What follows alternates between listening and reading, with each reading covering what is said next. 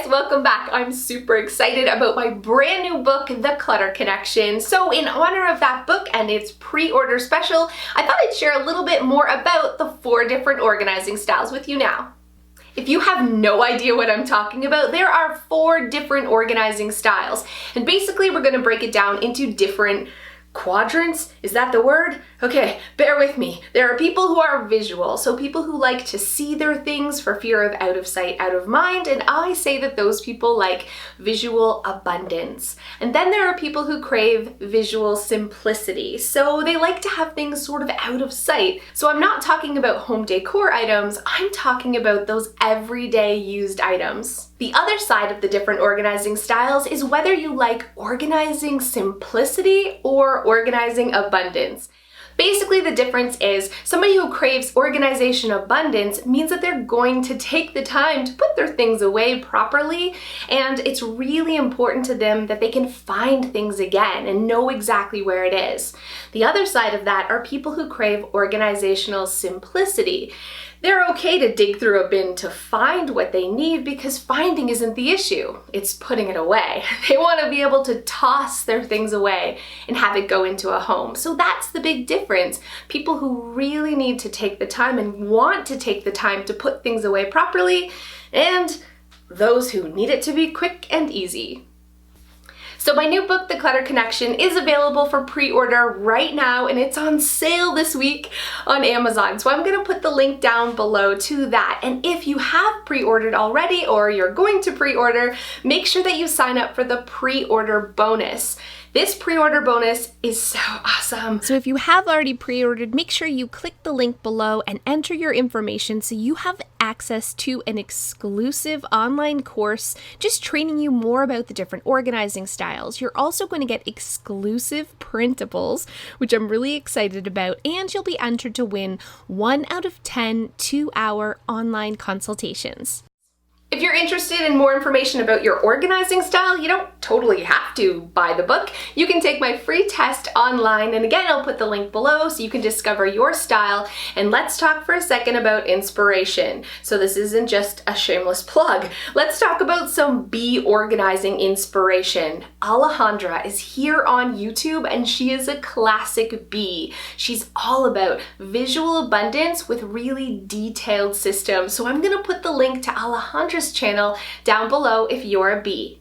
Next, let's talk about a ladybug. I am totally a ladybug, but I'm not gonna plug myself. So let's talk about Catherine from Do It on a Dime, who is a total ladybug, and I just adore her. She is all about visual simplicity, but quick and easy systems that you can just toss your things away. So I'm gonna put a link to Catherine's channel down below for more inspiration for ladybugs.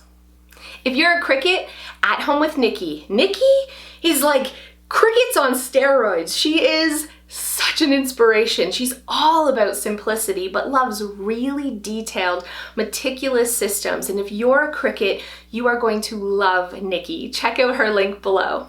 And last but not least, can we talk about butterflies for a second? It's actually hard to find butterfly organizers, but Christina from the DIY Mommy, oh my gosh, she is such a butterfly, and her spaces are some of the most beautiful spaces I've ever seen. She's all about visual abundance, but she uses really simple, easy organizing systems too. So check out her channel, seriously. Her space is amazing, and she's perfect for butterfly inspiration. So thanks so much for watching, and don't forget, if you want to see the connection between your clutter and your personality type, you can pre-order The Clutter Connection. You see the play on words there? You can order that book now, and don't forget to sign up for the pre-order bonus. I'll see you next time. Hey guys, thanks so much for those of you who have stayed to the end. I have to apologize for the shameless plug. I mean, you guys know I don't do sponsored posts because that feels so gross. It also feels gross to hawk my own crap at you. I don't feel right about it, but I worked really hard on this book, and I know you guys are gonna love it, but it also feels a little wrong sales pitching it to you. So it's a one and doneer, and I know you're like, Cass, you just pitched me a course like 2 weeks ago. It's the last book, I promise you. And I'm gonna I don't have time to make anything else, so we're good for a while. But I went for coffee with a friend of mine last week and I told her, I was launching a new course and I was launching my 3rd book. And she was like, wow, like, oh my gosh, how do you do all this? And it was so ridiculous because I was just thinking, how does she do what she does? And I think it's so hard for us to see our own accomplishments, and instead we can see everyone else's. And so in the comments today, I want you to put something that you have done that's amazing. Listen, if you have small children and they're alive, that's amazing. If you work full time and you come home and you manage to get your dishes done, that's amazing. Maybe you work out every day. That's really freaking amazing. I mean, we all have things that we're great at and that we're doing, and we need to stop looking at other people saying, I wish I could do what they do, and instead celebrating our own successes. So put in the comments below, seriously, no negative, I'm not great at anything. I don't want to see it. Make up something. No, don't make up something. You made your bed. I don't know. You dress nicely. You can sew. There are so many things that I know you are great at, and you should celebrate them. I'll see you next time.